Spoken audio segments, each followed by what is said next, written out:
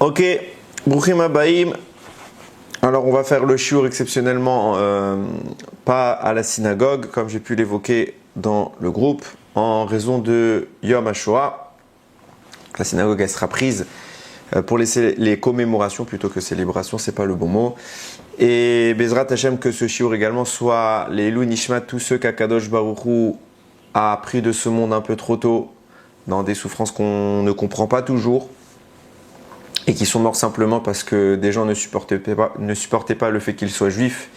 Alors évidemment qu'on ne se limitera pas à Yom HaShoah à penser aux gens qui sont morts pendant la Shoah, mais à toute l'histoire du peuple juif, bien que c'est ce qui nous a le plus marqué avec le 7 octobre dans les dernières décennies.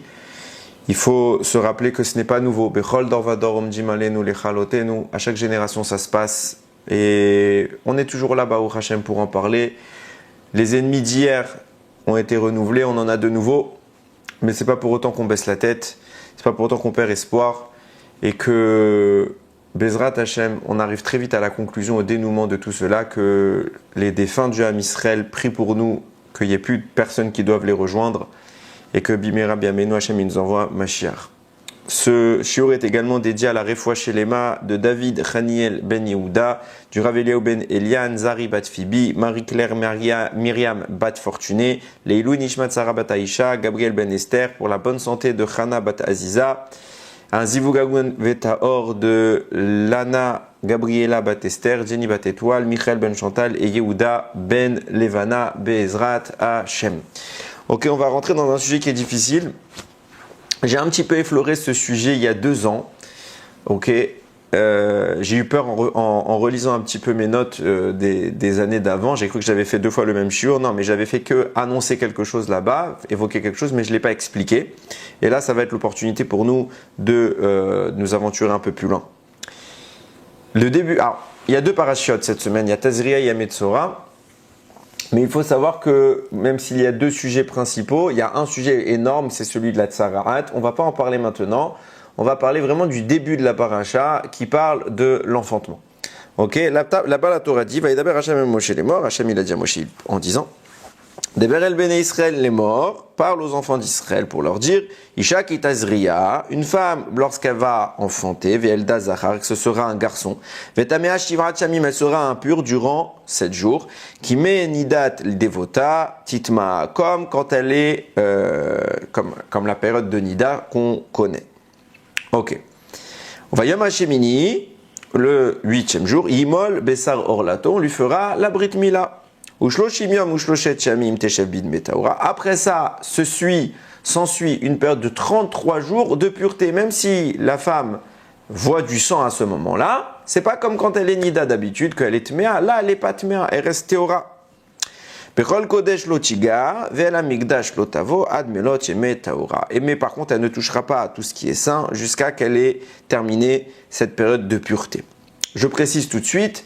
Alors d'abord, je vais lire le dernier passage, après je précise. V'imne keva teled, et si c'est une femme, si c'est une fille qu'elle engendre, vetamea shevu'aim kenidata, veshishimium veshichet shamim teshev al deme taora. Vous prenez les mêmes valeurs, vous les doublez. Chez le garçon, c'était 7 jours d'impureté pour la naissance, que la mère elle avait pour la naissance. Là, pour la fille, ce sera 14 jours d'impureté. Et après, les 33 jours de pureté qui étaient provoqués à la suite de cela chez le garçon se transformeront chez la fille en 66 jours de pureté. On multiplie tout par 2. Alors avant d'entrer dans le sujet, je précise qu'alachiquement aujourd'hui on ne fait plus comme cela. Même si une femme accouche et que donc par exemple pour un garçon 7 jours d'impureté, bon d'accord, et après 33 jours de pureté, quelle que soit la situation, on ne le fait plus pour plein de raisons alachiques que je ne vais pas évoquer. Donc c'est pas quelqu'un qui entend mon shiur et qui penserait extrapoler l'ilchot nida. L'ilchot nida, tarat amishpacha, ça s'étudie avec un rave dans les textes, etc.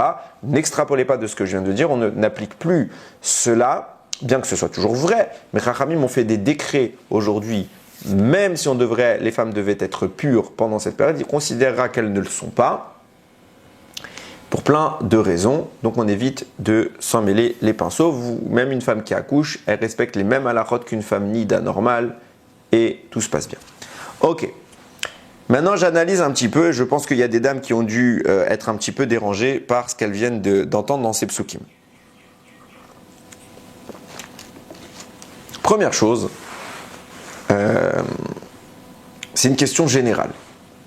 La vie, dans la Torah, c'est la pureté. La vie, c'est l'accomplissement le plus haut qui soit. On chérit la vie. La Torah réclame la vie. Elle nous demande même de la transgresser pour rester en vie. Et quand on évoque la vie, on évoque toujours la Gdusha, puisque la mort, c'est la Touma.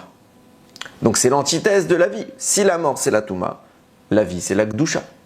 Donc le don de la vie, comment on peut le voir comme étant, finalement, quelque chose d'impur? Une femme accouche, l'enfant naît, l'enfant sort en bonne santé, il est beau, merveilleux.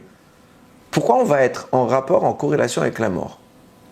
Quand une femme, par exemple, est nida, ok, oui, il y a un lien avec la mort. Pourquoi? Parce que c'est un potentiel de vie qui est fini, ok, son ovulation est terminée, elle n'a pas pu aboutir à un don de vie, donc c'est un potentiel de vie qui n'a pas été mené jusqu'au bout, donc là, il y a un semblant de mort qui s'installe puisqu'il y a une non-vie. Ok, ça reste cohérent. Mais quand on a concrétisé ce potentiel de vie et qu'un enfant en émerge, pourquoi il faut que l'accouchement provoque chez la mère de l'impureté? On devrait dire au contraire, elle devrait être sanctifiée par l'accouchement. Pourquoi c'est impur? Il faut qu'elle aille au mikvé, etc., comme si elle était nida, alors qu'elle n'est pas nida. C'est pas vraiment nida. Ça, c'est le premier point. Deuxième point, et c'est ça que je pense qui a fait peut-être grincer des dents, on voit qu'il y a une différence entre la naissance d'un garçon et la naissance d'une fille. Si c'est l'enfant qui est né, c'est un garçon, alors la mère est impure 7 jours et elle sera pure 33 jours.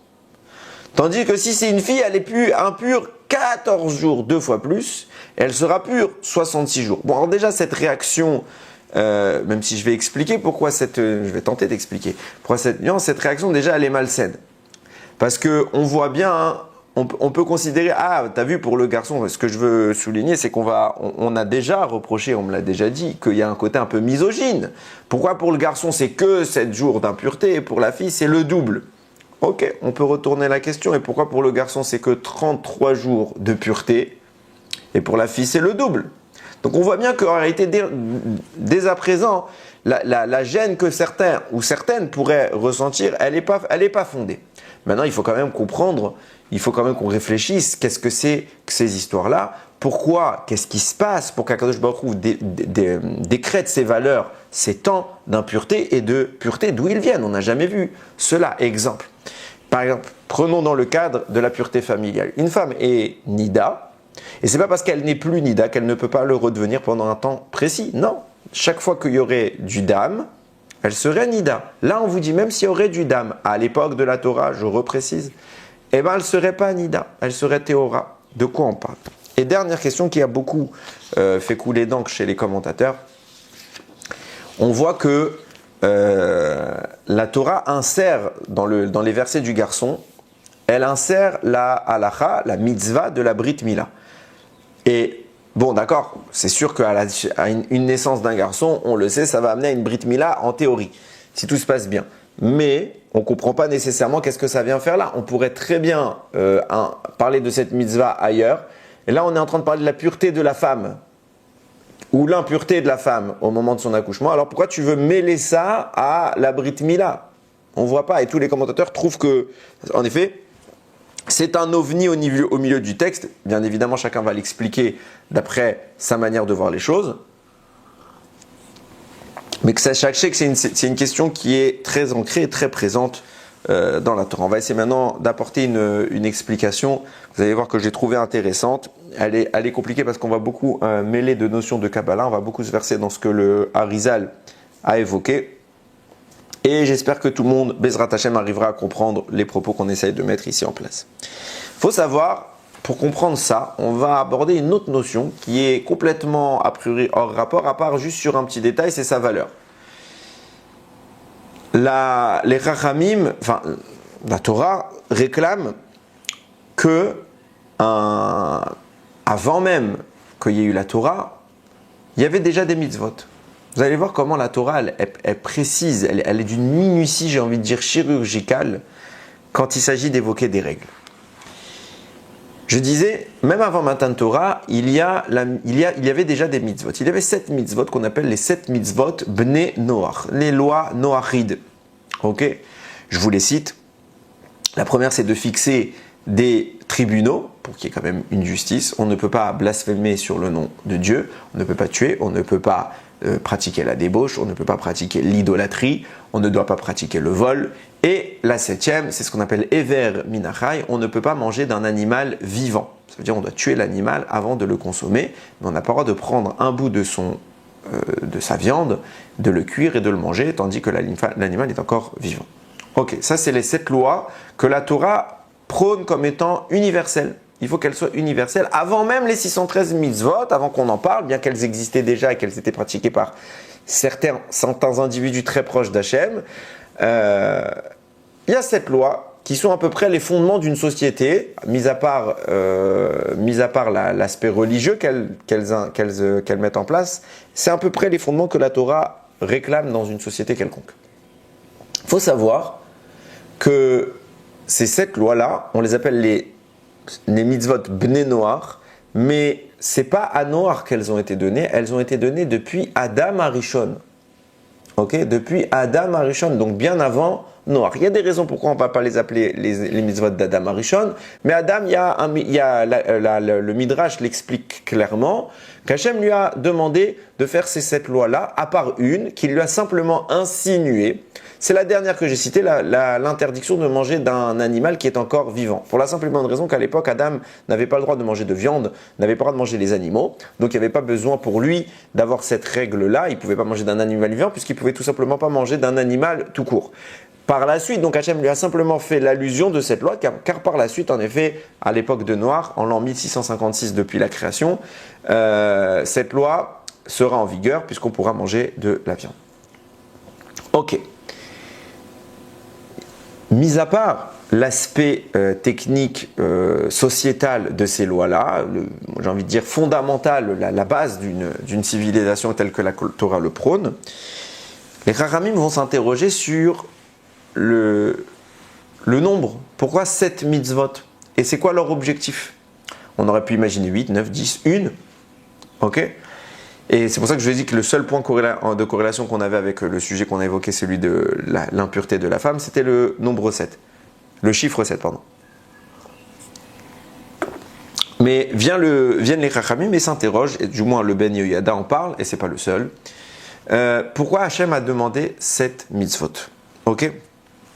Et il répond que d'après lui, il semble clair que cela fait référence, que ces 7 mitzvot sont le moyen pour l'être humain de vivre dans ce monde. Grâce à elle, il peut se maintenir dans ce monde. Pourquoi? Et il dit 2 choses. Il dit cela se fait référence, je ne dis pas dans le même ordre, mais parce que je vais du plus simple au plus compliqué. Cela fait référence, d'après lui, aux 7 forces du mal que le serpent a réussi cette force d'impureté que le serpent a réussi à infiltrer dans la création du monde.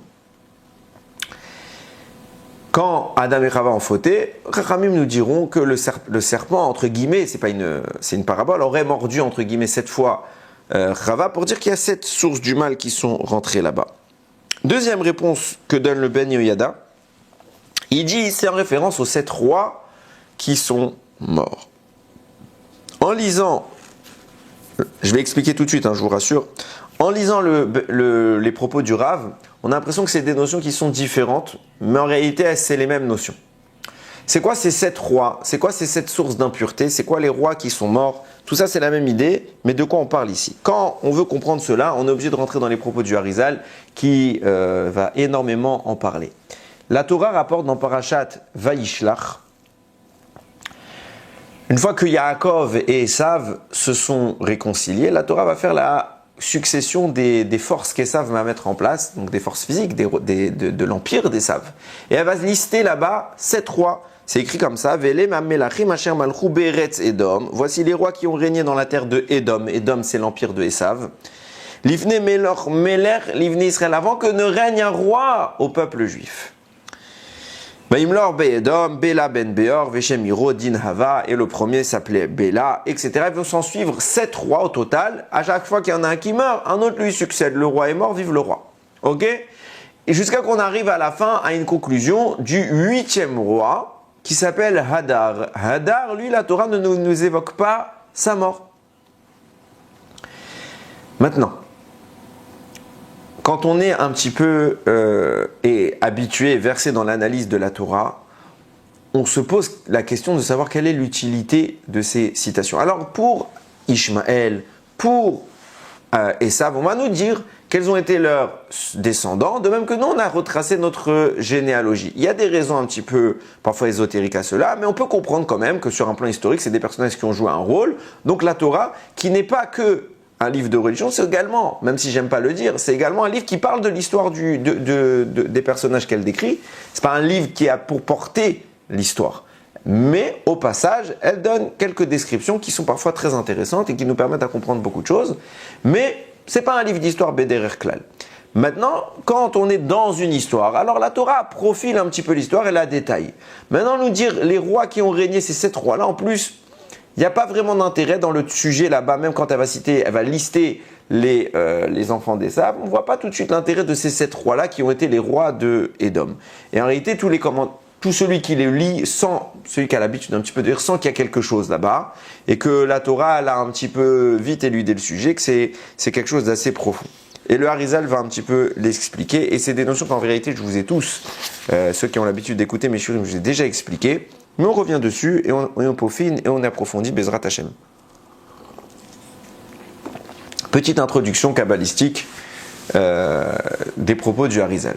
On le sait, depuis longtemps, notre monde est le reflet des mondes d'en haut. Notre monde, c'est le dernier des mondes qu'Akadosh Baruch Hu a créé par rapport à un enchevêtrement astronomique de mondes qui le précèdent et qui sont tous plus sains les uns que les autres. Et nous, on est à la périphérie de cette création-là. On est le monde le plus extérieur, le plus loin de la source de vie qui est Akadosh Baruch Hu, ce qu'on appelle la lumière du En Sof. Ok ? Et donc, nous, on est vraiment à la périphérie la plus extrême, et c'est pour ça qu'on a cette distance, on n'arrive pas à percevoir le divin parce qu'on est tellement loin. Et le but de ces strates qui se superposent, c'est quelque part de limiter le dévoilement du divin, parce que si le divin se dévoile pleinement, alors aucun être qui n'a jamais été créé et qui serait en mesure de le supporter. Rien. Donc, il faut des écrans.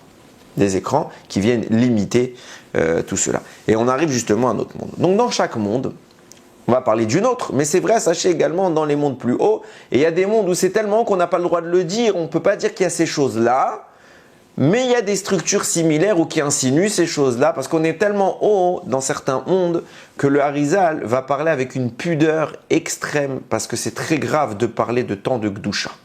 Ok, donc dans notre monde, on peut en parler, on est très très bas. Donc on a le droit de définir certaines choses. Entre ici la notion de ce qu'on appelle les sphirotes. Qu'est-ce que c'est qu'une sphira?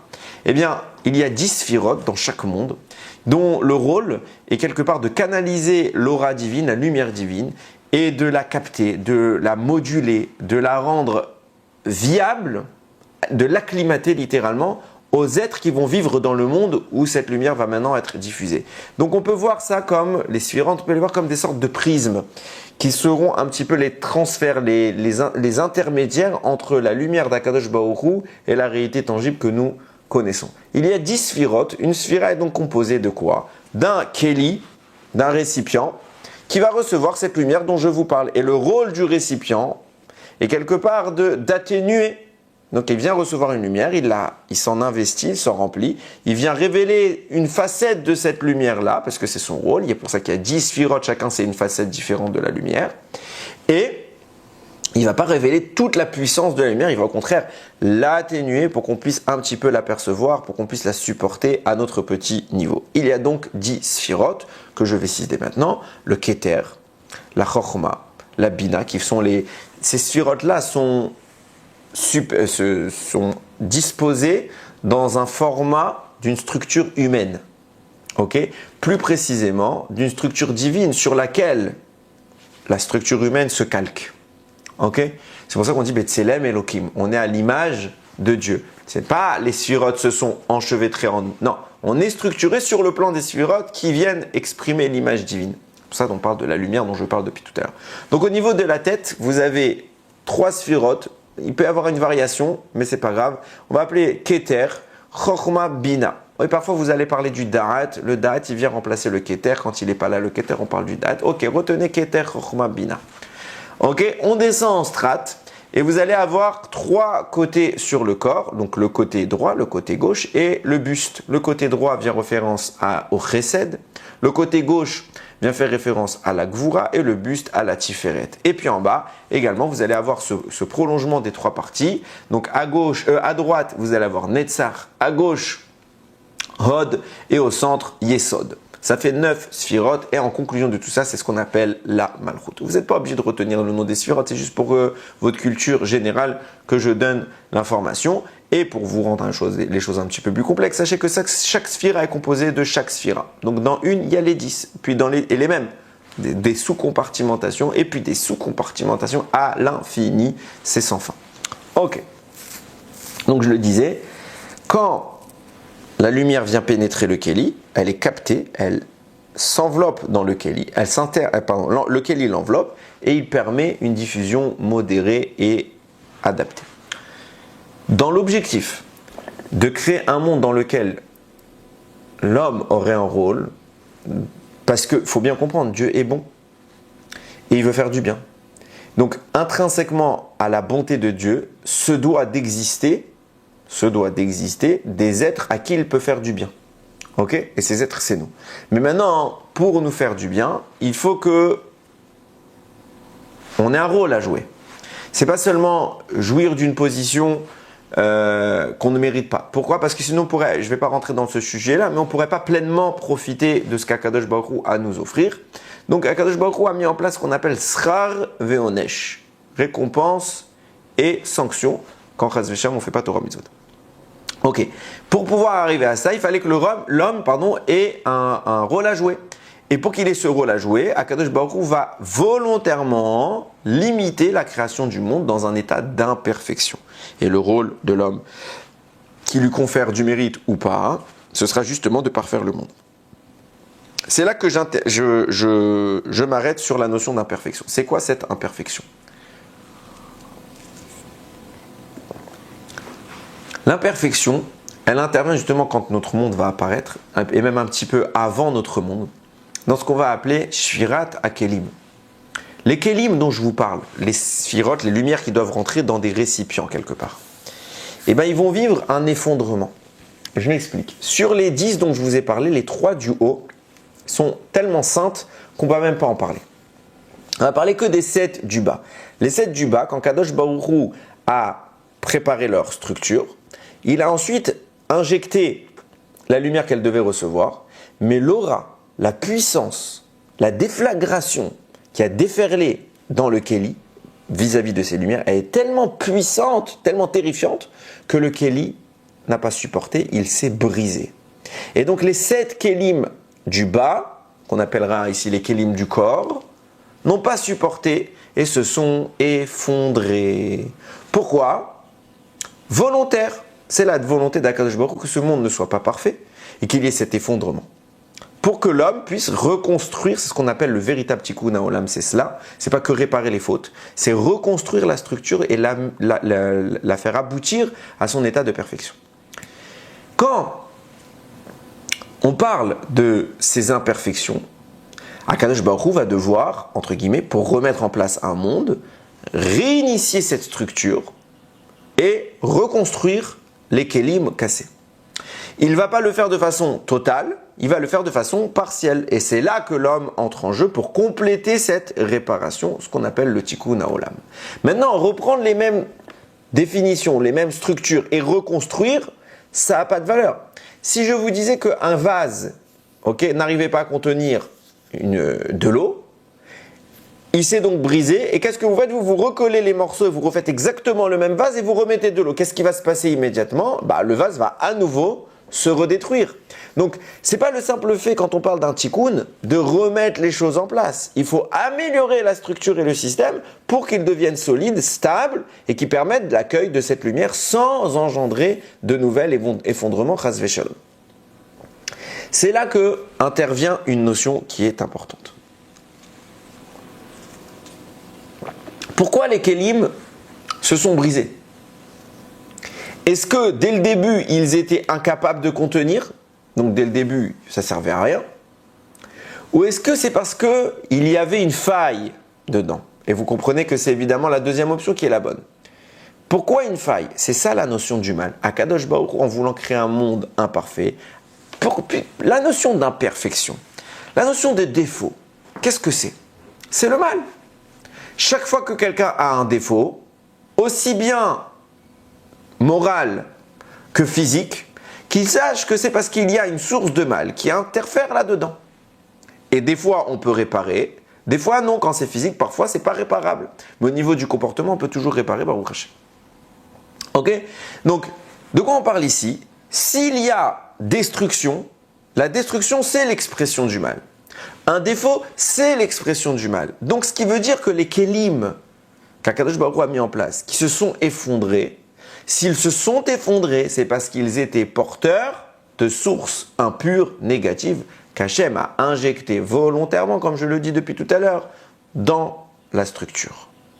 Et donc, quand Akadosh Baruch Hu va vouloir reconstruire sur la base du plan initial, l'objectif cette fois, c'est d'extraire au préalable les forces du mal pour qu'elles ne soient plus un problème, une faille dans le Kéli. Et dès lors, puisque le Kéli n'est pas enlisé par l'impureté, par le défaut, il redevient en mesure de supporter la lumière qui lui était destinée, et là, elle peut s'investir pleinement. Akadosh Baruch Hu va donc se charger dans un premier temps de faire une énorme partie du travail, et ça c'est Bereshit. Puisqu'il y avait 7 kélim endommagés, Bereshit se fait en 7 jours, qui vont correspondre aux 7 sphirotes inférieures dont je vous parle précisément. Pourquoi? Parce que chaque jour, Akadosh Baruch Hu va structurer ce monde, réorganiser en enlevant le mal. En enlevant le mal. C'est pour ça qu'à la fin, il a dit que c'était bien. Vayar Elohim Kitov, Vayar Elohim Kitov, Vayar. À chaque fois, Dieu vit que c'était bien. Pourquoi il dit que c'est bien? Parce qu'il cherche à enlever le mal. Pareillement, on voit bien qu'il y a une petite insinuation à ce que je suis en train d'expliquer. C'est que la première création, c'est quoi? C'est la lumière. L'objectif, c'est de refaire à nouveau entrer la lumière dans les kélim dont je vous parle.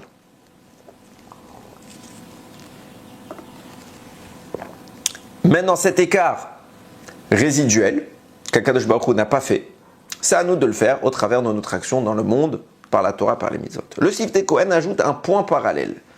Il faut savoir que c'est précisément par ces 7 étapes que passe l'âme avant de rejoindre un corps.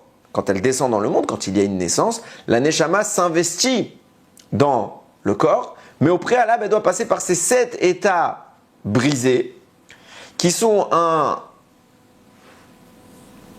une image de ce qu'est la mort. Dans la Torah, la mort, c'est une chute. Dans la Torah, la mort, c'est toujours passer d'un niveau bon à un niveau moins bon. C'est une perte de Gdusha. Ok? Donc cette descente, cette chute, s'appelle une mort. Et donc de quoi on parle ici? Quand la Neshama va descendre, entre guillemets, elle meurt. Parce qu'elle était dans le Mekor HaChaim. Elle était avec Akadosh Baruch Hu, dans la source suprême de ce qu'on appelle la vie. La mort, c'est quoi? C'est quand on descend une strate en dessous. Et donc la Neshama, avant d'arriver à notre corps qui est complètement physique, va d'abord se matérialiser, va d'abord devoir se matérialiser, va devoir se faire familière avec le monde, la matière, son impureté et son état, sa structure. Alors qu'elle, elle est au-dessus de tout cela. C'est pour ça qu'elle ne va pas descendre subitement dans le corps de l'enfant. Elle va descendre sphira par sphira. Et c'est quoi ces sphirotes-là? C'est les 7 rois. C'est pour ça que depuis le début, je vous parle. Je vous disais que sont insinués les 7 rois d'Édom. Et les 7 rois d'Édom, c'est qui? C'est les descendants de Esav. Édom, c'est l'empire du mal. Pourquoi chez Édom sont insinués les 7 sphirotes et la brisure, la mort des 7 rois fait référence aux enfants de Esav? Eh bien précisément parce que ces rois, ces structures spirituelles sont entre guillemets mortes, tombées, parce qu'elles étaient quelque part gangrénées, contaminées par Esav, par les forces du mal. Donc c'est à cause de lui que ces morts-là, que ces chutes-là, que ces effondrements-là sont mis en jeu. Esav étant l'incarnation des forces négatives. Vient nous dire le Siftei Kohen, quand la Neshama descend, alors au début elle descend dans la première sphira, Chesed, qui est la plus haute de toutes, parmi les 7, sans compter les 3 du haut. Ok, parmi les 7, c'est la plus haute. Elle correspond au premier roi de Esav qui est effondré. Donc elle va descendre dans cette dimension-là, mais cette dimension-là correspond déjà à une mort pour elle parce qu'elle vient d'encore plus haut. Donc, mais c'est une mort de proche en proche. Donc ça veut dire qu'elle est restée quand même au contact du niveau où elle se trouvait avant. Donc elle arrive quand même à supporter la faiblesse de l'endroit où elle se trouve. Faiblesse vis-à-vis d'elle. Vis-à-vis de nous, c'est déjà très haut. Mais vis-à-vis d'elle, c'est déjà une faiblesse. Donc elle va s'acclimater à cet état-là. Puis intervient la mort de cet état-là. Mais maintenant qu'elle s'est acclimatée à cet état-là, alors quand elle va venir la brisure du Kéli, cette lumière va continuer, cette Neshama va continuer à chuter, et cette fois elle sera en mesure de s'acclimater à la deuxième sphira. Chose qu'elle n'aurait peut-être pas été capable de faire, directement de passer de 0 à 2, ça aurait été trop brutal, trop choquant pour elle, elle ne serait peut-être pas parvenue à le faire. Mais passer de 1 à 2, puis de 0 à 1, puis de 1 à 2, ça elle le peut. Et ainsi de suite jusqu'à ce qu'on descende tout en bas au 7e roi de Édom, qui correspond à la 7e sphira qui s'est effondrée. Intervient ensuite la 8e sphira, pas la 8e sphira, mais du moins le 8e des... En réalité, si on peut dire la 8e sphira, mais c'est pas grave. Le 8e des enfants... le 8e des rois d'Édom, qui s'appelle Hadar. Hadar, ça peut se traduire par la splendeur, mais ça peut se traduire également par celui qui réside, parce qu'à ce moment-là, la Neshama réside dans un corps. Elle a atterri, elle est arrivée à l'endroit, à sa destination. Je précise également que Hadar, dans la Torah, il n'est pas mentionné sa mort. Parce qu'il vient connoter, ici, dans les écrits du Harizal, il vient connoter justement la notion du tikkun. C'est quand lui va intervenir que les 7 autres rois vont entamer un processus d'épuration, de sanctification, et c'est là que interviennent les Bnei Israël. C'est pourquoi la Neshama descend, et quand elle est arrivée à Hadar, à l'endroit où elle doit résider, son rôle c'est d'entamer une élévation. Et quand la Neshama va s'élever, en même temps toutes les dimensions qui sont basses, toute la lumière qui s'est effondrée dans l'effondrement des Kélim, elle va remonter avec la Neshama au point de la restituer à sa source. C'est comme ça que le Siftei Kohen explique la naissance des êtres humains. Maintenant, il faut comprendre.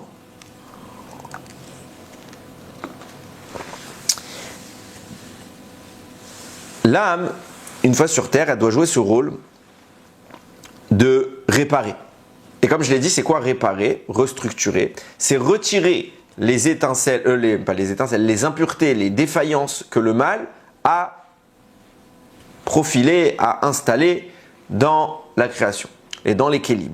C'est pour cela que je disais tout à l'heure, il faut faire un birou, il faut faire une séparation. Ce qu'Akadosh Baruch Hu a entamé, nous on doit le terminer. Et c'est le rôle des premiers hommes, Adam et Chava. Maintenant les Chachamim s'interrogent, comment ils font cela? Comment on en arrive? C'est bien beau de dire il faut enlever le mal. Comment j'en arrive à enlever le mal? C'est quoi le... Alors on sait par Torah ou Mitzvot, évidemment. Mais qu'est-ce qui se produit à ce moment-là pour que le mal soit retiré? Réponse, c'est exactement ce que je vous ai laissé de côté, les sphirotes du haut, qui viennent incarner la partie haute de l'individu. Ce qu'on appelle dans la Kabbalah les mochines. Les mochines, ça veut dire les cerveaux, mais ici on va parler plutôt de conscience divine. Plus vous pratiquez la Torah, plus vous pratiquez les mitzvot, plus vous allez prendre conscience du divin, vous allez être en contact de cela, vous allez le ressentir et le percevoir. Et bien plus vous allez prendre conscience, plus vous allez vous éloigner de certaines fautes. Quand quelqu'un il fait tchouva, au début, les premières mitzvot qu'il va accomplir sont extrêmement dures pour lui. Quand vous le prenez plus tard dans sa tchouva, plus il aura évolué, 10 ans plus tard, les premières mitzvot qu'il trouvait au début très difficiles, elles sont extrêmement faciles aujourd'hui. C'est même plus une question. Pourquoi? Parce que ça ne se pose plus comme question. On a réussi à avancer, on a réussi à avoir cette sanctification dont je vous parle. Donc on a intégré de la Kedusha en nous, et cette lumière, elle vient chasser l'obscurité. Toute la notion de la faute vient de l'obscurité, vient du fait qu'on ne perçoive pas parfaitement les notions. Mais si on arrive à être éclairé, alors on en arrive à comprendre les choses et à ne pas vouloir transgresser la volonté d'Akadosh Baruch Hu. C'est exactement cette idée-là, la descente de ce qu'on appelle les mochines, de cette lumière divine qui va éclairer et chasser le mal. Et là, à ce moment-là, vous devriez avoir une question. Qu'est-ce que j'explique depuis tout à l'heure? Depuis le début, je suis en train de dire que la lumière qui est entrée dans les kélim est la cause de la destruction. Pourquoi? Pas la cause, mais c'est ce qui est l'élément déclencheur de la destruction des Kélim. Pourquoi?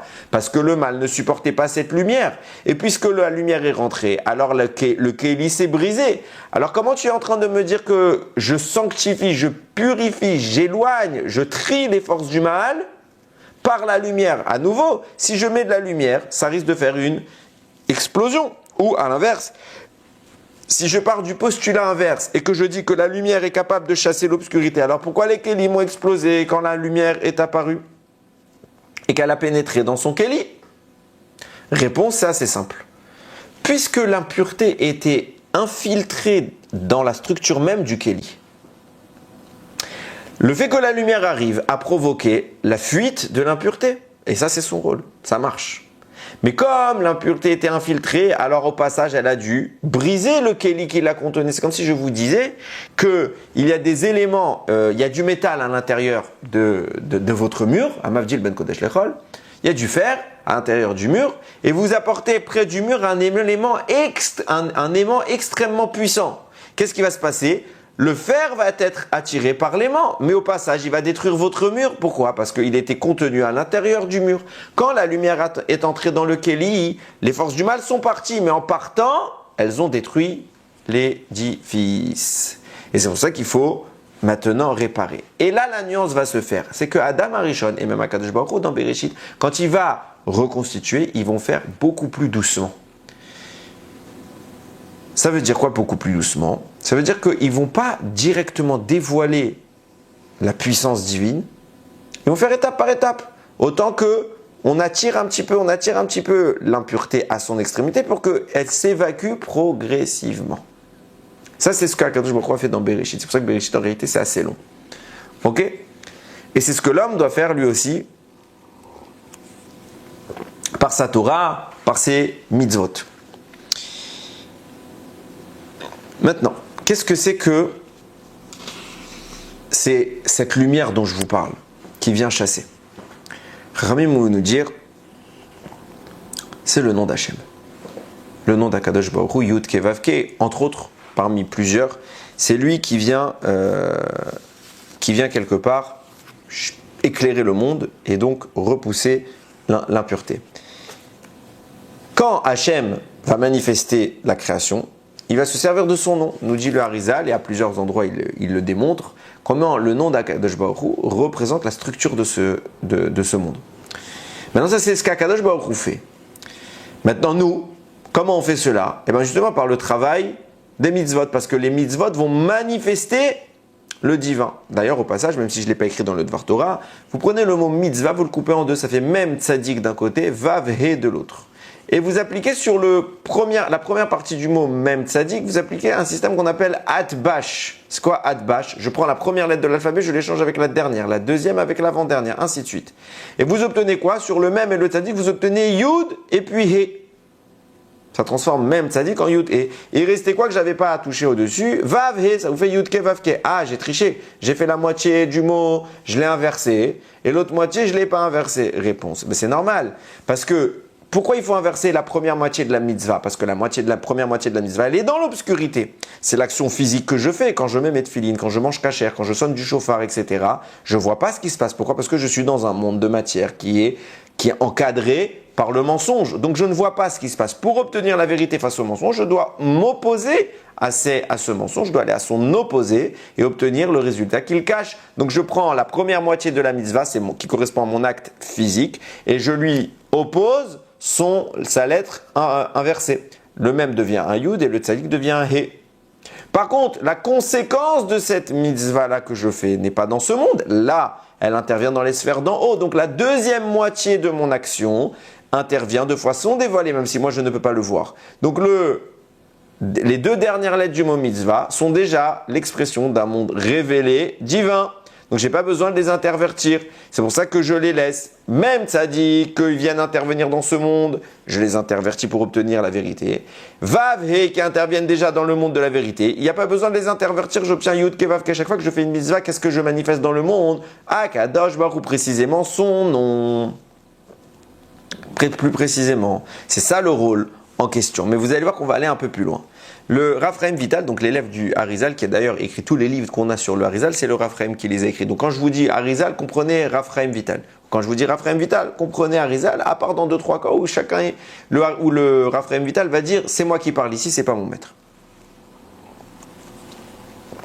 Il explique que lorsqu'Adam Arishon est apparu, justement, grâce à la pratique des mitzvot, il a réussi à retirer les forces du mal. Littéralement, on parle là-bas des ronces de la vigne. Donc, il a réussi à encadrer, à faire des clôtures, c'est de façon imagée, et qui vont permettre l'extraction des forces du mal et qui vont également lui permettre de ne pas en avoir peur. Ça ne veut pas dire qu'Adam Arishon ne faute pas. Ça ne veut pas dire que le mal est vaincu. Non.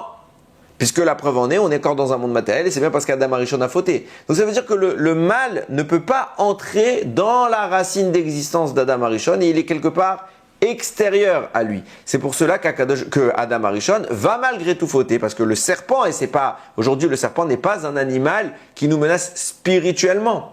C'est un animal qui peut être dangereux, qu'on ne peut ne pas aimer, mais il a perdu cette stature. Pourquoi? Parce qu'il a déjà réussi à infiltrer l'humanité. Donc il n'y a plus besoin que le serpent soit l'ennemi. Maintenant, le pire ennemi de l'homme, c'est lui-même.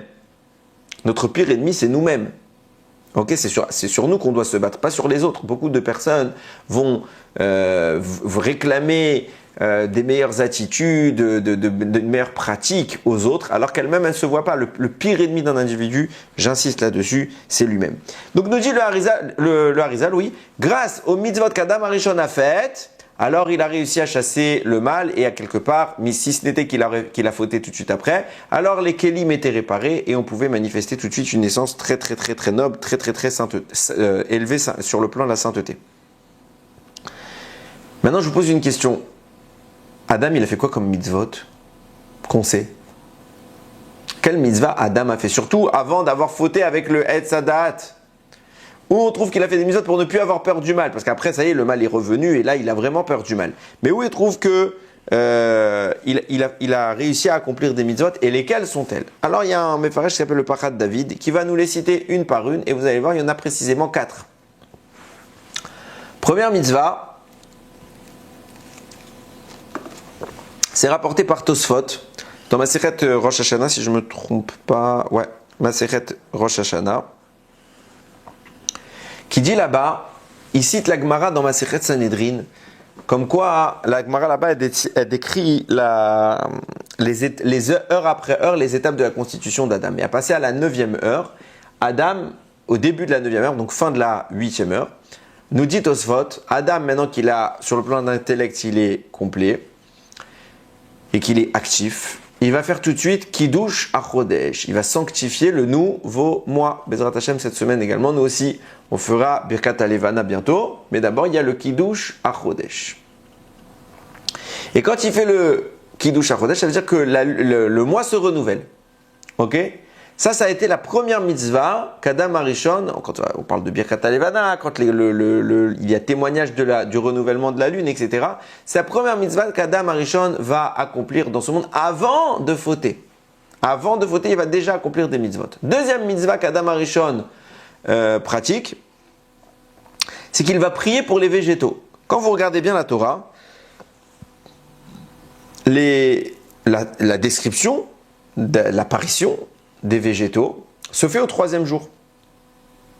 Cependant, quand vous allez un peu plus loin, au chapitre suivant, il est écrit ainsi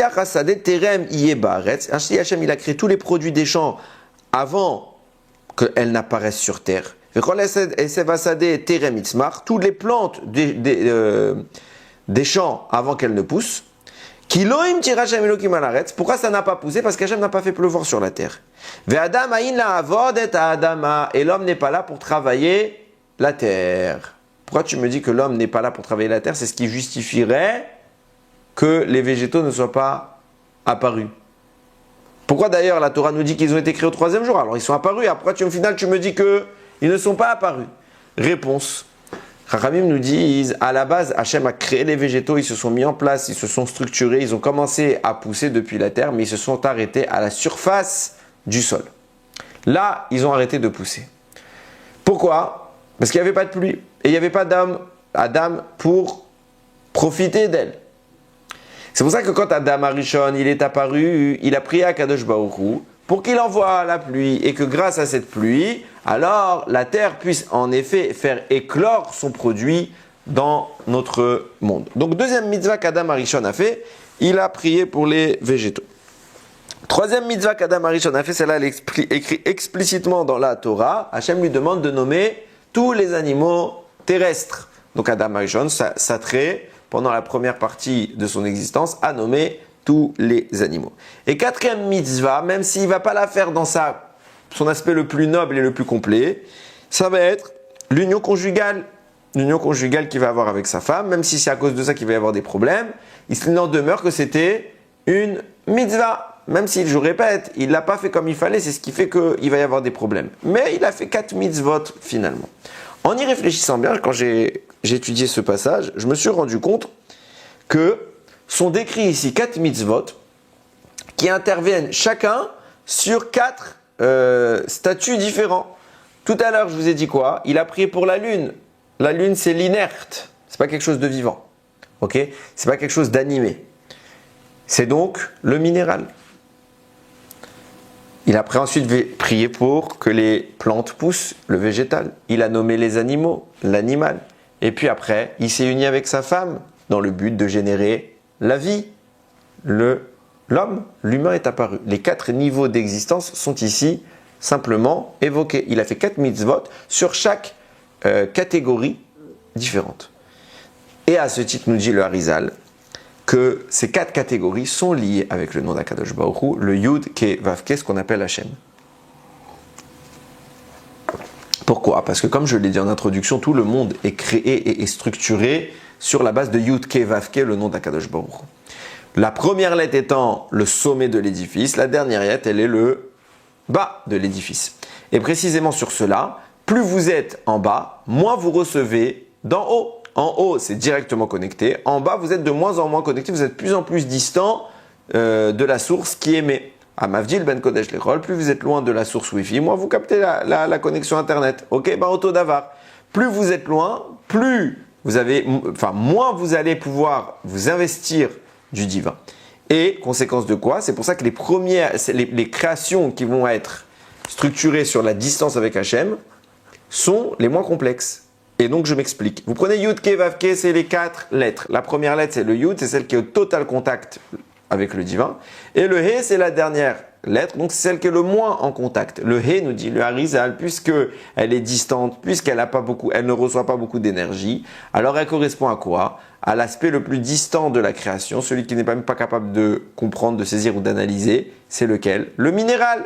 Le dernier He du Yud Ke Vav Ke correspond au minéral. C'est pour ça que la première mitzvah qu'Adam Arishon a faite, c'était de sanctifier le minéral. Au-dessus de cela, vous avez le végétal, le Vav de Yud Ke Vav Ke. Ok, ce Vav-là, Adam Arishon va opérer sur lui un tikkun, il va améliorer la construction, la structure des plantations qu'Akadosh Baruch Hu a mis en place. Vient au-dessus de ce Vav le He. Ce He-là fait référence à la deuxième, parce qu'il est en deuxième position, à la deuxième mitzvah qu'Adam Arishon accomplit, c'est le fait de nommer les animaux. Puis cette fois, il monte d'une strate et il s'occupe d'une espèce qui est plus avancée. Et elle aussi, il lui fait son tikkun. Et enfin, la dernière partie, celle qui correspond au Yud d'Akadosh Baruch Hu, c'est l'homme. Parce que l'homme, c'est quand même, qu'on le veuille ou non, même si aujourd'hui on essaie de nous dire qu'on est tous pareils, on est tous des animaux, on reste quand même l'espèce la plus aboutie, la plus évoluée que la planète porte. Ça veut dire quoi? C'est-à-dire que les 4 mitzvot qu'Adam a faites représentent Yud, Ke, Vav, Ke. Et puisqu'il a fait ces 4 mitzvot-là, alors il a fait jaillir la lumière du nom d'Akadosh Baruch Hu et il a permis le retrait des impuretés qui sont présente dans les kélim et il offre par cela la possibilité de reconstruire et de conclure l'œuvre divine dans un format de perfection. Maintenant qu'on a tout ça à l'esprit, on va commencer un peu à revenir à notre sujet d'origine. Je vous ai posé la question tout à l'heure de savoir pourquoi Hachem a structuré le monde, a encadré le monde par 7 mitzvot minimum. cette loi Noachid. D'ailleurs, petite parenthèse, je le dis au passage, par la suite, on va obtenir 613 mitzvot. Ok, Tariag, en Gematria. Et les Chachamim vont rajouter précisément 7 mitzvot qu'on appelle les 7 mitzvot des Rabbanan. C'est pas le sujet, mais sachez qu'il y a 7 mitzvot supplémentaires minimum que les Chachamim ajoutent. Ce qui vous fait que si vous prenez 613 plus les 7, ça vous fait 620. Ça vous fait précisément le mot Keter. Keter, c'est la sphira la plus haute, dont je vous ai parlé, celle qui était tout en haut. Le but des mitzvot, c'est justement de remonter tout cet échelonnage-là. Donc c'est pour vous dire comment tout est prévu. Maintenant que je vous ai introduit tout ça, je reviens à ma question des 7 mitzvot bnei noach. Pourquoi il fallait 7 mitzvot bnei noach? Et vous allez comprendre comment de là tout part. Les 7 mitzvot bnei noach viennent en réalité connoter la protection. Plus précisément, le Harizal ne le dit pas comme ça. Il dit que Adam Arishon, en consommant le Etz Hadaat, l'arbre de la connaissance, il a transgressé les 7 mitzvot bnei noach. Qu'est-ce qu'avait dit le Ben Yehoyada? Les 7 mitzvot en question viennent représenter les 7 forces du mal, qui représentent les 7 rois. C'est exactement ça. Les 7 mitzvot, pourquoi elles représentent les 7 rois et pourquoi elles représentent les 7 forces du mal? Parce que les 7 rois, en réalité, c'était des sphirotes et c'était normalement quelque chose qui aurait dû être très grand. Mais comme elles étaient infiltrées, imprégnées par des forces du mal sur chacune d'entre elles. Or, il y en a 7. Donc, chaque sphira, elle est constitutivement mêlée à une force du mal. Donc, il y a 7 forces du mal. C'est pour ça qu'il y a 7 sources d'impureté, nous disait le Ben Yehoyada. Et en contrepartie de quoi? Elles viennent d'où ces 7 sources d'impureté? Des 7 rois qui se sont effondrés parce qu'en brisant le Kéli, l'objectif c'était d'extraire le mal et après de faire ce birour là, cette séparation des sources pour pouvoir reconstruire le Kéli et chasser le mal. Et en parallèle de quoi on se serait imprégné totalement du bien.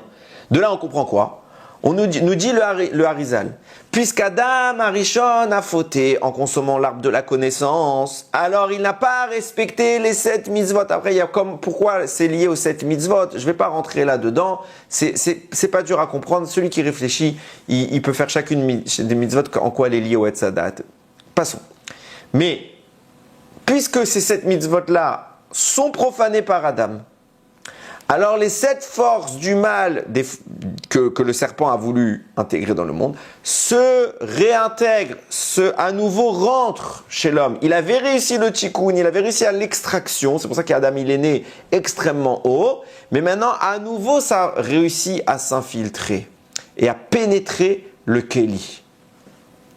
C'est pour ça qu'il faut encore travailler. Ce qui s'était passé, c'est qu'Akadosh Baruch Hu, quand il a commencé cette réparation, il l'a fait sous 7 jours. Pourquoi? Parce qu'il y avait 7 sphirotes à réparer. Et donc sous 7 jours, il va faire le travail. Et Adam doit conclure, maintenant que le travail est fait, tu n'as plus qu'à chasser le mal. J'ai fait tout le travail, j'ai protégé, j'ai remis en structure. Maintenant, il faut que doucement tu amènes la lumière, pas directement, pas brutalement. 4 mitzvot pour que chacune des mitzvot vienne faire entrer un des noms d'Akadosh Baruch Hu. Et une fois une des 4 lettres du nom d'Akadosh Baruch Hu, et doucement, la lumière, elle va se manifester et la Gdusha va chasser l'impureté. Et puis un peu plus, sans que ça ne soit brutal et sans que les Kélim n'aient à nouveau à chuter et à s'effondrer. Malheureusement, la faute que va faire Adam va provoquer cette catastrophe-là et va permettre au Nachash, va réouvrir les portes au Nachash. Et il faut repartir de plus belle. C'est pour cela que nous dit, c'est le Torah Rabbi Yonatan, voilà, j'écris là, c'est le Torah Rabbi Yonatan qui explique qu'au moment, lui il fait une corrélation entre les 7 mitzvot en question et les astres, et la domination des astres sur la matière. On a expliqué plusieurs fois que les anges se manifestent au travers des astres pour créer ce qu'on appelle la nature. Ok? Qu'est-ce qui se passe? Si Adam était resté dans le cheminement qui était le sien de faire descendre le nom d'Hachem, les mitzvot qui manifestent Yud Ke Vav Ke, les 4 en question qui viennent manifester les 4 lettres du nom d'Hachem sur les 4 strates de la création. Et bien qu'est-ce qui se serait passé? Alors il serait en contact permanent avec Hachem, et il n'y aurait pas d'intermédiaire entre lui et Hachem, et il n'aurait pas donc été influencé, il n'aurait pas été sous la domination des astres. Mais nous dit le Torah Rabbi Yonatan, au moment où Adam a fauté, puisqu'il a profané ces 7 mitzvot-là, alors il a pas au lieu que ce soit la lumière qui descende, c'est l'impureté qui est venue, la lumière n'est pas descendue, le Yud Kevavke qui s'en est, entre guillemets, éloigné, et on n'est plus sous domination immédiate du divin, du surnaturel, du spirituel, on est rentré sous l'entremise des astres, sous la domination, le règne de la matière, et précisément à cause de cela, on a pris la distance avec Hachem. Et donc, les 7 mitzvot Bnei Noach, à la base, venaient nous protéger de cela. Et, en allant plus loin, puisqu'elles représentent les astres qui règnent, il y a 7 astres, je ne vais pas rentrer dans un détail qui est compliqué, il y a 7 astres qui correspondent aux 7 jours de la semaine et qui viennent influencer chaque jour de la semaine. Alors, puisqu'on est dans la notion des astres, alors on est tombé sous la domination de Umot Haolam, des nations du monde, qui sont au nombre de 70, et que chaque nation a un ange, et que ces 70 anges viennent tenter de souiller, écraser le Ham Israël, comme je l'ai dit en introduction quand j'ai parlé de Yom HaShoah. On a compris donc qu'est-ce que c'était que ces 7 mitzvot Bnei Noach. On a compris qu'elles venaient protéger de l'infiltration des forces du mal. Une fois qu'on est protégé de l'infiltration des forces du mal, alors le Keli étant quelque part préservé, on peut y introduire la lumière Yud Kevavke et donc tout va bien. Malheureusement, Adam ayant fauté, alors le mal s'est à nouveau réintroduit, ce qui signifie qu'on doit à nouveau reprendre le travail. Qui endosse le rôle de cette restructuration-là, c'est Chava. Pourquoi? Parce que c'est elle qui a malheureusement ouvert la porte. Donc, elle a pris ses responsabilités. Et vous allez voir que Akadosh Baruch Hu tout de suite va lui conférer un rôle dont on ne comprend pas toujours le sens. C'est lequel? Celui de l'enfantement. Ça, à la limite, on comprend le sens. Mais de quelle manière? La Torah t'écrit, El Aïcha Amar, au moment où elle a fauté, il a parlé à Hachem à la femme, Arba Arbe Aitsevoner Veroner. Je vais grandir, ils ont mis aggravé ici, ton labeur et ta grossesse. Be'etzev Teledi Vanim. Par la souffrance, tu vas engendrer des enfants. Pourquoi, Rabotai, ça doit faire mal une grossesse? Pourquoi ça doit faire mal? Pourquoi la femme doit souffrir, hurler? D'accord, on a donné la vie, d'accord, mais c'est d'air. Qu'est-ce qu'il y a là-dedans? C'est ma question. Et deuxième problème, pourquoi elle devient impure tout de suite après ça? Elle a fait quelqu'un, il a travaillé, d'accord, allez, elle a souffert, elle a tenu 9 mois comme ça, elle a souffert à l'accouchement, elle a pleuré, elle a souffert une souffrance qu'on peut à peine imaginer de nos jours. Même aujourd'hui, il y a la péridurale qui vient atténuer. Même avec ça, ils vont te dire, c'est pas comme s'il n'y a plus rien, ça fait encore quelque chose. On voit le temps qu'elle mette à se remettre de ça, etc. C'est pas stable une grossesse. La femme, elle peut mourir pendant ce moment-là. Pourquoi tout ça? Pourquoi pas faire un truc simple? Et elle a fait tout ça, et à la fin on lui dit quoi? T'as fait un travail titanesque, t'as risqué ta vie. T'es quoi maintenant? T'es impur. Au lieu de dire que la kavod, c'est génial, tu es une grande sadéquette, t'es pleine de lumière. Non, t'es tamée. Comment ça elle est tamée la dame? Pourquoi? Pourquoi Kadosh Baruch Hu? Alors vous allez me dire, c'est une punition qu'Hachem lui a faite. D'accord, j'accepte. Punition. Hachem a maudit Adam, Hachem a maudit Chava, Hachem il a maudit la terre, il a maudit le serpent, il a maudit tout le monde, tous ceux qui ont fait une bêtise, il les a punis. Mais on a un principe, Mida Kenegen Mida. Pourquoi? En quoi la punition de la souffrance de la grossesse, de l'accouchement, elle est liée à la faute qu'elle a fait? Elle a mangé un fruit. C'est quoi le rapport? D'accord, elle a transgressé elle aussi les 7 mitzvot Bnei Noach. Ok, quel rapport encore avec l'accouchement? Réponse.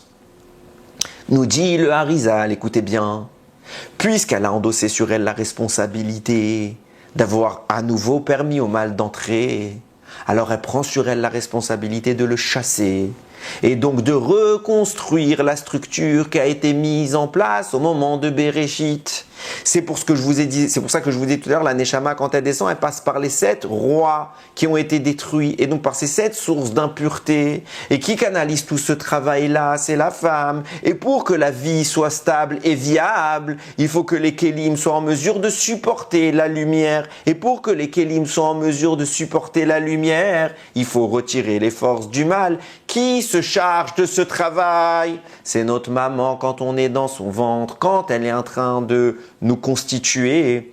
Pourquoi elle a mal? Parce qu'elle est en train d'arracher les forces du mal. Et oui, ça fait mal parce que le mal se débat. Ça, c'est sur l'aspect spirituel qui va se manifester dans l'aspect matériel par des indispositions de la femme, des douleurs, l'enfant qui lui donne des coups, la déformation de son anatomie, des contractions qui vont même commencer très tôt parfois, le poids que l'enfant fait peser sur elle. Ça, c'est les premières séparations des forces du mal. Et quand on arrive à la conclusion, alors on arrache littéralement les forces du mal. Donc sur Terre, ça se prépare par comment? Des contractions terrifiantes, des déchirures, des hurlements. Pourquoi? Parce que le mal est solidement ancré. Et comme spirituellement, elle fait ce travail, matériellement, il se traduit par la douleur.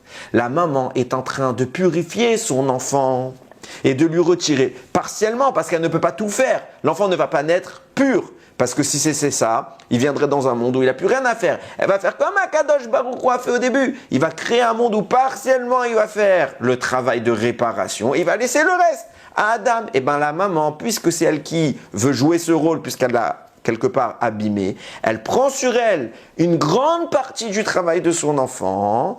Et tout cela, c'est exactement le parallèle avec Bereshit, où Akadosh Baruch Hu a pris sur lui une grande partie du travail. Et à la fin, il reste encore de l'impureté. Comme Adam doit terminer le monde, l'enfant doit terminer sa vie en se sanctifiant. Il doit faire maintenant les mitzvot. Il doit faire régner sur lui le Yud Kevavke, la lumière d'Akadosh Baruch Hu. Conséquence de quoi, hein? Quand la maman, elle va travailler ce système-là, elle va extraire les forces du mal que son enfant porte. Ces forces du mal sont au nombre de 7. Donc il va y avoir une extraction qui se fait. Mais en conséquence de quoi? Ça éveille quelque chose chez elle. C'est quoi? Elle aussi, elle a encore un résidu que sa mère ne lui a pas enlevé. Donc en contrepartie des 7 forces qu'elle extrait de son enfant, de son fils ou de sa fille, il va y avoir un écho dans son corps, organisme. Et les 7 forces du mal qu'elle a encore, les restes des 7 forces, ils vont se réveiller, se raviver, elles trouvent leur homonyme. Donc tout est multiplié par 2. La source que la mère retire de l'enfant et cette source qui provoque chez la mère un éveil des sources qu'elle dispose déjà. Donc vous avez un total de 14 sources négatives dans l'enceinte de la dame. Cette grossesse-là, parce qu'elle fait un travail terrifiant de purification de son enfant. Maintenant, il se passe quoi? Regardez. L'enfant naît.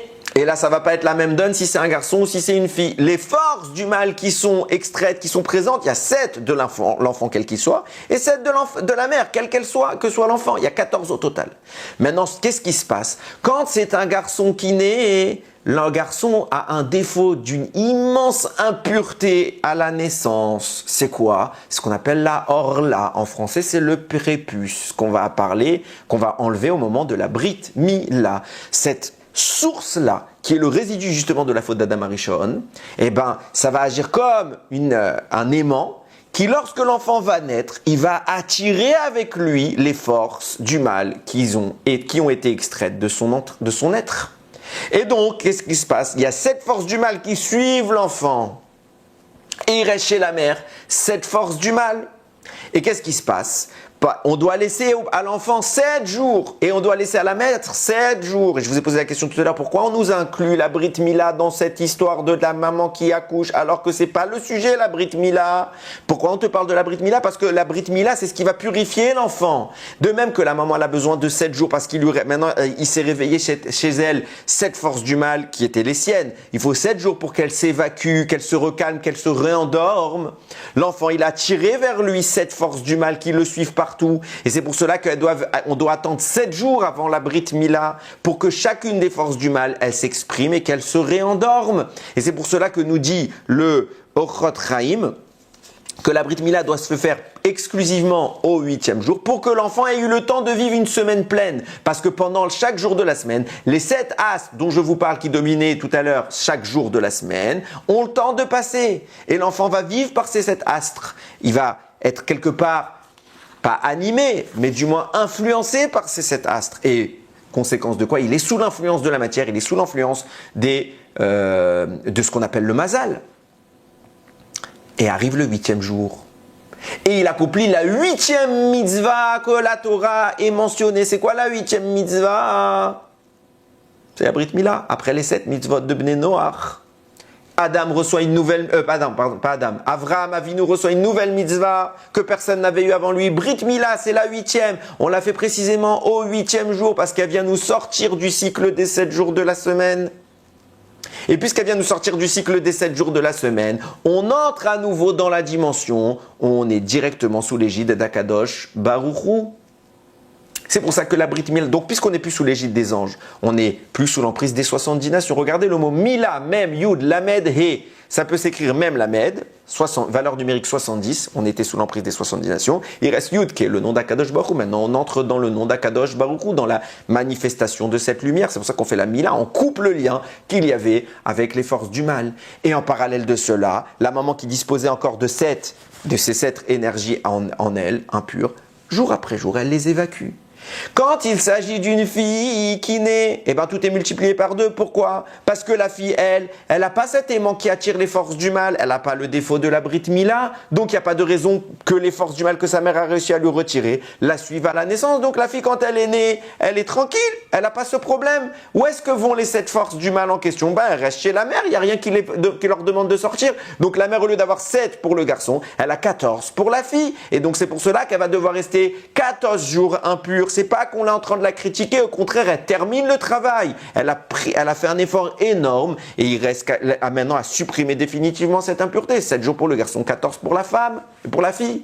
Ah, maintenant, on se pose la question, alors c'est quoi les 33 jours de pureté pour le garçon et les 66 jours d'impureté pour la fille? C'est la conséquence de tout ce que je vous dis. Tout l'objectif de cela, maintenant que j'ai enlevé les forces du mal, c'est de faire descendre quoi? De faire descendre le nom d'Akadosh Baruch Hu. Comment je chasse les forces du mal? Par le Yud Ke Vav Ke, Yud Ke Vav Ke, valeur numérique 26. Et elles doivent chasser combien de forces du mal? 7. Donc pendant 26 jours sur 7, pendant 26 jours, le nom d'Hachem s'installe et il protège des 7 jours suivants sur lesquels les forces du mal voulaient rentrer. À nouveau, 26 plus 7, ça vous fait 33. Ce qui explique pourquoi quand c'est un garçon, il y a 7 jours d'impureté. Une fois que l'impureté chasse les forces du mal, le nom d'Hachem s'installe 26 jours et il protège les 7 jours suivants. 33 jours de pureté.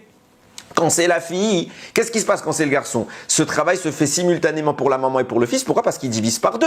La mère, elle a pris sa force à elle. Et le garçon, il a pris également, grâce à la Mila, il a enlevé les forces du mal. Donc, il reste que celle de la mère. Maintenant, quand c'est la fille, puisque les 2 forces, elles restent à l'intérieur, celle de la fille plus celle de sa mère, tout est multiplié par 2. Il y a 14 forces d'impureté qu'il faut chasser. Et pour les chasser, il faut 2 noms d'Hachem, Yud Ke Vav Ke, Yud Ke Vav Ke, qui vont intervenir sur 52 jours. Et puis, 14 jours supplémentaires, 7 et 7, pour chasser les forces du mal. Ça vous fait 66. D'ailleurs, quand vous regardez Alpi Kabbalah, la féminité, le nom qui vient incarner la féminité, c'est un double nom d'Hachem. 2 fois 26, ça fait 52, c'est ce qu'on appelle le mot Ben, le nom d'Hachem qui s'appelle Ben. Pour ceux qui étudient la Kabbalah, vous comprendrez de quoi je parle. Les autres, c'est pas grave, un jour, Bezrat Hachem. Bientôt. On comprend maintenant ce que je vous ai dit en introduction. Avec combien de minutie Akadosh Baruch Hu nous a donné les règles de la Torah. Ah, on lit un texte. Quelqu'un qui connaît pas la Torah. Quelqu'un, il lit ce texte. Il dit, quelle bande de barbares. La femme, elle accouche et on lui dit qu'elle est impure. Et en plus, on fait de la misogynie entre les garçons et les filles. C'est pas la même règle. Il comprend pas le type. Mais quelqu'un qui étudie la Torah, vous vous étonnez qu'après, il y a des gens qui n'ont pas envie d'être religieux parce qu'ils lisent des textes comme ça, brutalement, ils pigent rien. Ils se disent, mais c'est quoi ces choses? On a l'impression de voir des histoires de vieilles d'il y a 10 000 ans, que c'est des gens qui sont préhistoriques. Non, regardez la minutie, regardez comment Akadosh Baruch Hu prévoit les choses. Chaque détail chirurgical, comme j'ai dit tout à l'heure. Et je vais terminer avec une notion qui est très importante. Chachamim compare la venue du Mashiach à la naissance, à une grossesse, à un accouchement. C'est pour cela que la naissance du Mashiach, elle est si douloureuse, parce qu'Akadosh Baruch Hu, il est en train à chaque fois de retirer les impuretés de son peuple. C'est pour ça qu'on a eu des souffrances à chaque fois qu'on n'a pas réussi à faire assez de mitzvot pour les retirer nous-mêmes. Alors Akadosh Baruch Hu, il nous retire. Et qu'est-ce qui se passe? Quand la maman, elle est sur le point d'accoucher, qu'est-ce qui se passe quand on retire les forces du mal? Je vous ai dit, ça fait mal. Donc elles se débattent. Mais quand on arrive à la conclusion, quand on arrive vraiment à la fin de l'histoire, ce qui est notre cas, on arrive à la fin de l'histoire, puisqu'on arrive, le temps avance. Plus le temps avance, plus le tikkun il est progressé. Donc forcément, on s'approche inexorablement de la fin du monde. Quand on arrive à cette fin-là, le mal se déchaîne comme jamais, les pires atrocités il va commettre dans l'histoire. Eh bien forcément, puisqu'il se dépasse, il se démène, ça fait mal. C'est pour ça malheureusement qu'on vit des souffrances. Mais qu'est-ce qui se passe quand une maman elle accouche? Quand elle arrive à la fin, que ça le fait le plus mal, elle est en train d'hurler. Elle entend quelque chose d'invraisemblable. Que, en réalité, si elle avait la force, elle frapperait la personne qui dit ça. Vous avez la sage-femme qui est devant elle. La meuf, elle est en train de pleurer. Elle est en train d'hurler. Et la dame lui dit, allez madame, encore un effort. un dernier effort. Mettez-vous 2 secondes pour les hommes et les femmes qui ont accouché, vous savez de quoi je parle. Mettez-vous 2 secondes dans la tête de la femme. Elle n'y croit plus. Depuis tout à l'heure, elle me dit pousse, pousse, pousse, j'ai mal, j'ai mal, j'ai mal. À part quand on a la chance d'avoir un accouchement très rapide, j'ai mal, j'ai mal, j'ai mal, et c'est pas fini. J'y crois plus, elle me dit pousse encore maintenant, et ça me fait encore plus mal. Elle a tellement mal que si elle pouvait, je pense, hein, moi, sincèrement, quand j'ai vu quand ma femme, comment elle a souffert pour les accouchements de mes enfants, je peux vous garantir que je pense qu'elle n'avait pas envie d'entendre encore un effort, madame. Encore un petit effort. Et pourtant, elle avait raison, la sage-femme. Encore un effort. Le bébé est né. Et 2 secondes après, la maman elle tient son enfant dans ses bras. Alors Rabotaï, encore un effort. Encore un effort. Bientôt, Bimera, Biamenu. Et j'ai dit, je n'ai pas les annonces, je ne suis pas là du tout pour en parler. Mais bientôt, ma chère va arriver. Encore un effort. Ça fait mal? Oui. Encore un petit effort. Encore quelques petites mitzvot. Encore quelques élans vers Akadosh Baruch Hu. Encore quelques tfilotes. Encore un effort. Ça peut faire mal l'effort, ça peut être difficile, ça peut être douloureux, ça peut être terrifiant, mais encore un effort. Et Bimera Biamenu, le monde accouchera de Mashiach. Et Akadosh Baruch Hu régnera en tant que roi dans ce monde. Et très très vite, on reconstruira ce Beth Amikdash qui sera l'endroit où on va accueillir Akadosh Baruch Hu. Il ira attendre qu'on ait le srout de faire ses efforts, de manifester notre entrain, même si c'est douloureux, de montrer qu'à la conclusion de cela, va accoucher quelque chose d'extraordinaire. La conclusion de l'histoire, la lumière dans le monde. Bimera Biamenu, qu'Akadosh Baruch Hu nous donne le mérite de voir cela de nos yeux. Baruch Adonai Leolam. Amen ve Amen.